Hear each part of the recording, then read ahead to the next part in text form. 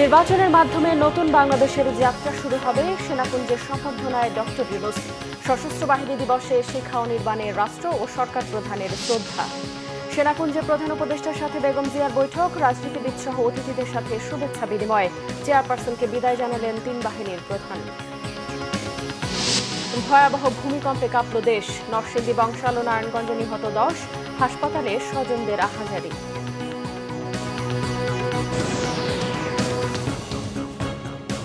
দেখছিলেন crown cement সংবাদ শিরোনাম।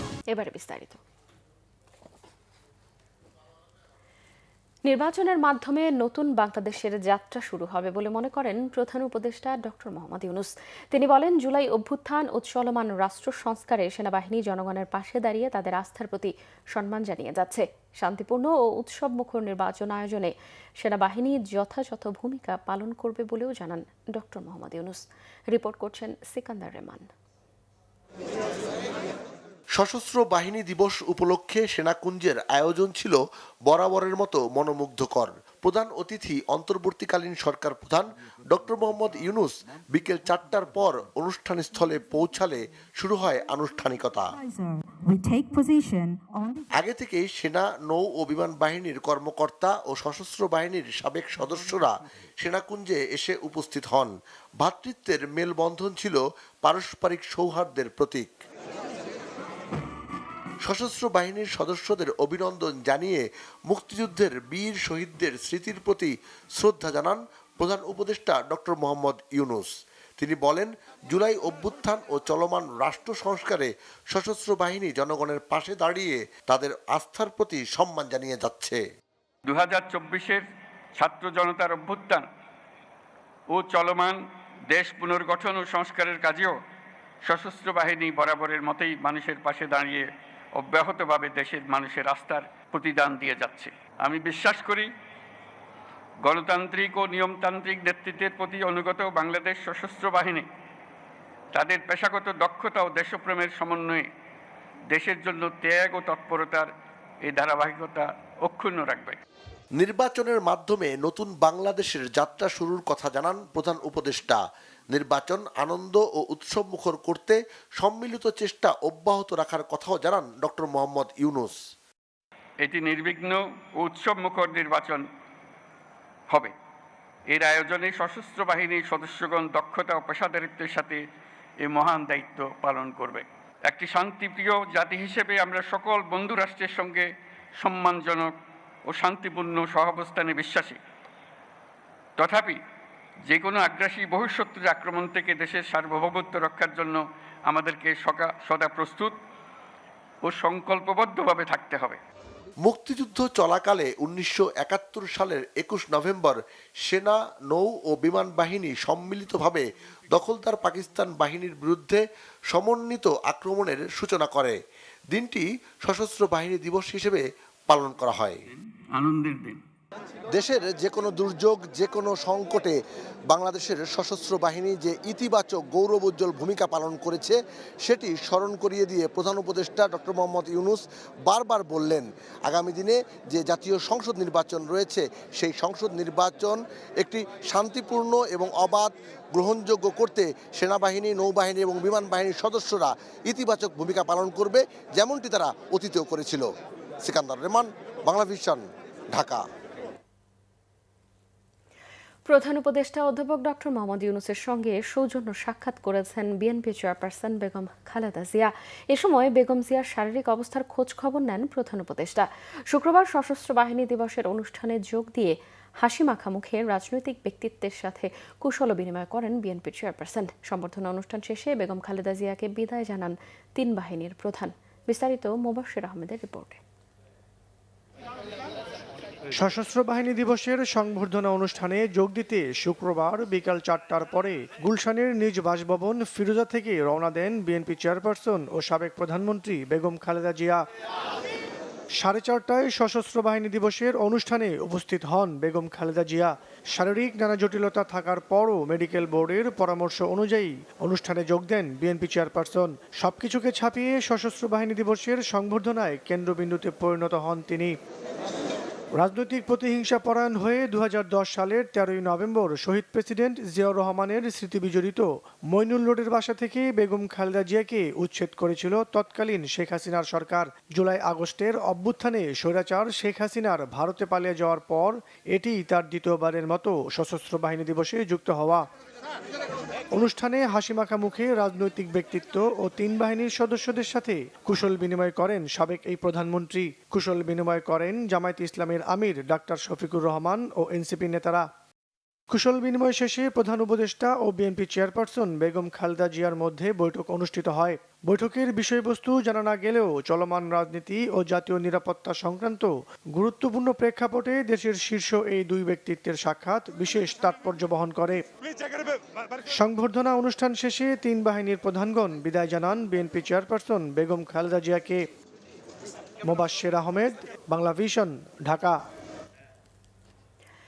নানা আয়োজনে উদযাপন হলো সশস্ত্র বাহিনী দিবস। এ উপলক্ষে ঢাকা সেনানিবাসে শিখা অনির্বাণে মুক্তিযুদ্ধের শহীদ সশস্ত্র বাহিনী সদস্যদের প্রতি শ্রদ্ধা জানিয়েছেন রাষ্ট্রপতি ও প্রধান উপদেষ্টা। শুক্রবার সকাল 8টায় শিখা অনির্বাণে পুষ্পস্তবক অর্পণ করেন রাষ্ট্রপতি মোহাম্মদ শাহাবুদ্দিন। এরপর শ্রদ্ধা জানান প্রধান উপদেষ্টা ডক্টর মোহাম্মদ ইউনূস। কিছু সময় নীরবে দাঁড়িয়ে শ্রদ্ধার সাথে স্মরণ করেন মুক্তিযুদ্ধে সশস্ত্র বাহিনীর শহীদ সদস্যদের। পরে পরিদর্শন বইয়ে স্বাক্ষর করেন প্রধান উপদেষ্টা। এরপর 3 বাহিনীর প্রধান নিজ নিজ বাহিনীর পক্ষে শ্রদ্ধা জানান শিক্ষা অনির্বাণে। সশস্ত্র বাহিনী দিবস উপলক্ষে আর্মি মাল্টিপারপাস কমপ্লেক্সের খেতাবপ্রাপ্ত বীর মুক্তিযোদ্ধা ও তাদের উত্তরাধিকারীদের সম্বর্ধনা অনুষ্ঠানেও যোগ দেন প্রধান উপদেষ্টা।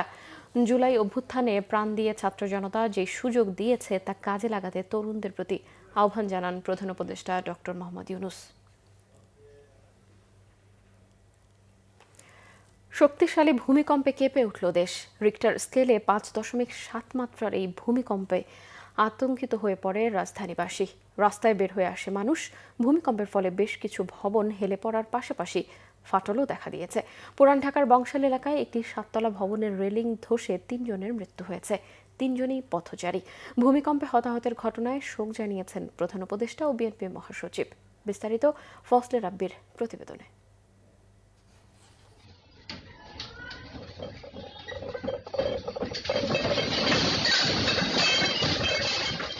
শুক্রবার সকাল 10:38 সরকারি ছুটির দিন হওয়ায় ঘরেই ছিলেন নগরবাসী।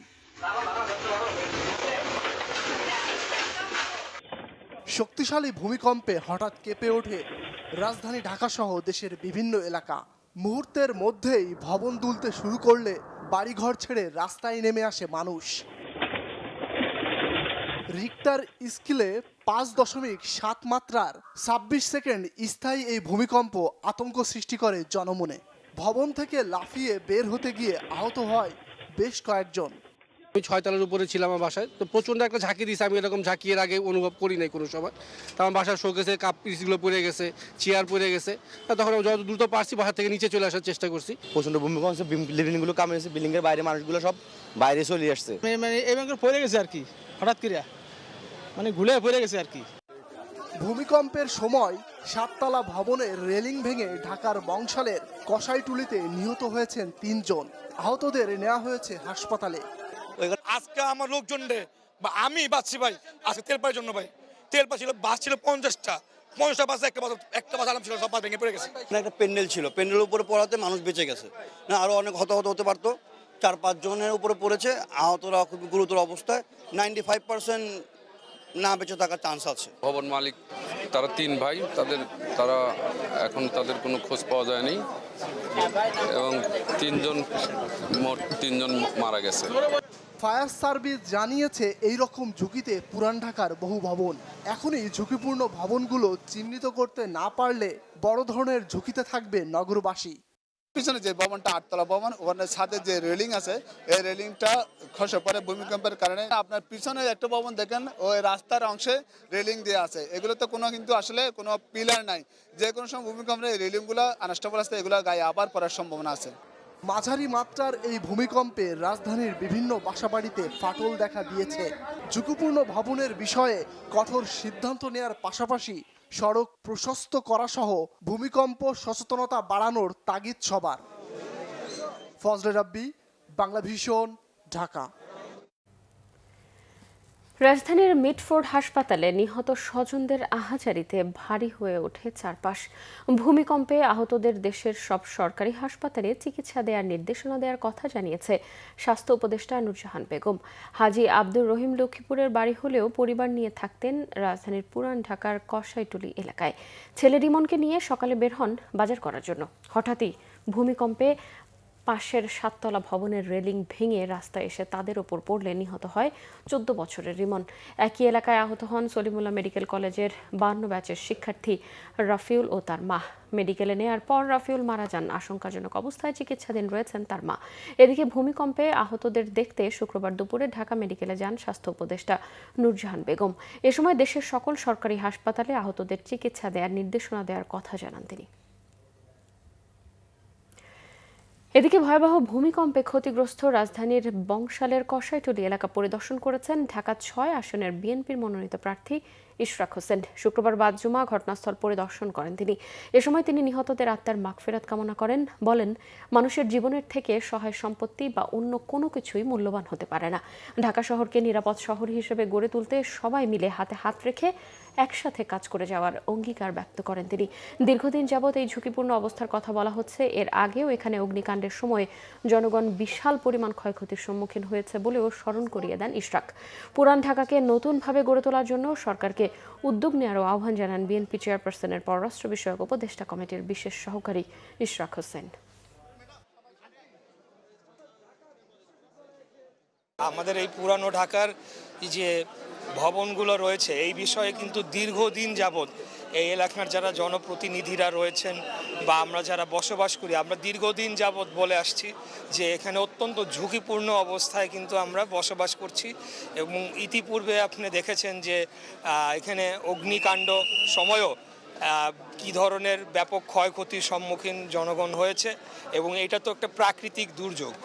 আমি মনে করি যে এখানে কেন্দ্রীয়ভাবে সরকারের একটা উদ্যোগ নিতে হবে এবং এই পুরানো ঢাকার প্রত্যেকটি ভবন চিহ্নিত করে এগুলোকে পুনর্নির্মাণ করা ছাড়া অন্য কোনো উপায় আসলে আমরা দেখতে পাচ্ছি না। ভূমিকম্পের উৎপত্তিস্থল নরসিংদীতে প্রাণহানি বেড়ে এক শিশুসহ 5 জন। আহত হয়েছে শতাধিক।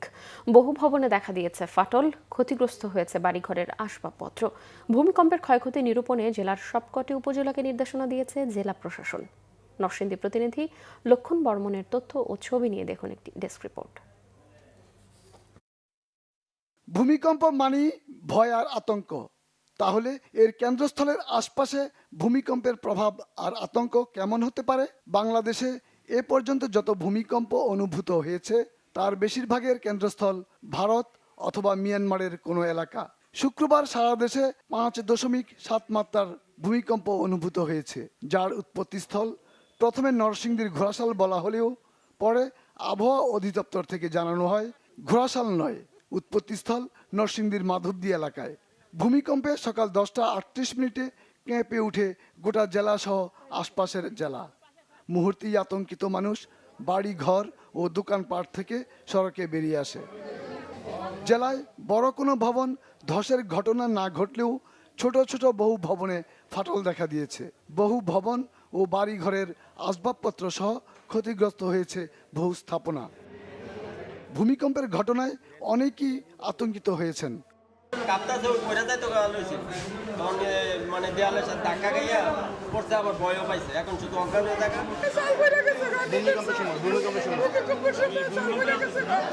সদর উপজেলার গাবতলী এলাকায় একতলা ভবনের সিলিং ধসে পিতা পুত্র কন্যা সহ 3 জন গুরুতর আহত হয়েছে।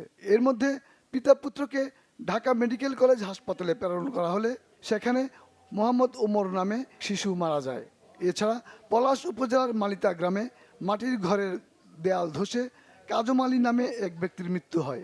আহত হয় তার স্ত্রী সহ কয়েকজন।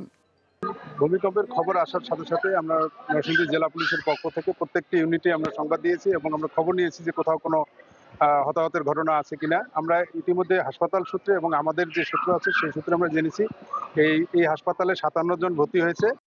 এদিকে নারায়ণগঞ্জের রূপগঞ্জে ভূমিকম্পে দেয়াল ধসে ফাতেমা নামে এক শিশুর মৃত্যু হয়েছে।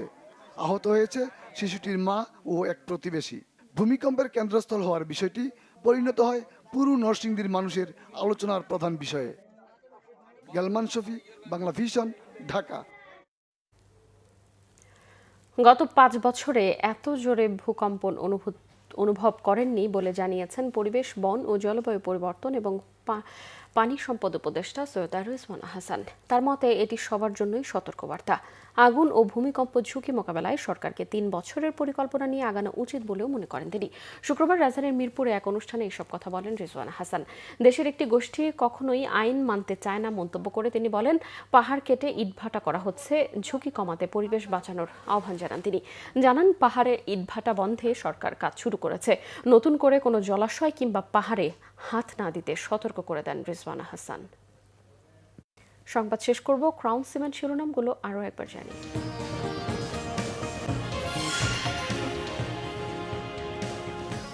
নির্বাচনের মাধ্যমে নতুন বাংলাদেশের যাত্রা শুরু হবে। সেনাকুঞ্জের সম্বর্ধনায় ডক্টর ইউনূস। সশস্ত্র বাহিনী দিবসে শিক্ষা ও নির্মাণে রাষ্ট্র ও সরকার প্রধানের শ্রদ্ধা।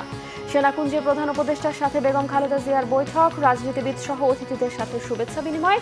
চেয়ারপারসনকে বিদায় জানালেন 3 বাহিনী প্রধান। ভয়াবহ ভূমিকম্পে কাঁপল দেশ। নরসিংদী, বংশাল ও নারায়ণগঞ্জে নিহত 10। হাসপাতালে স্বজনদের আহাজারি।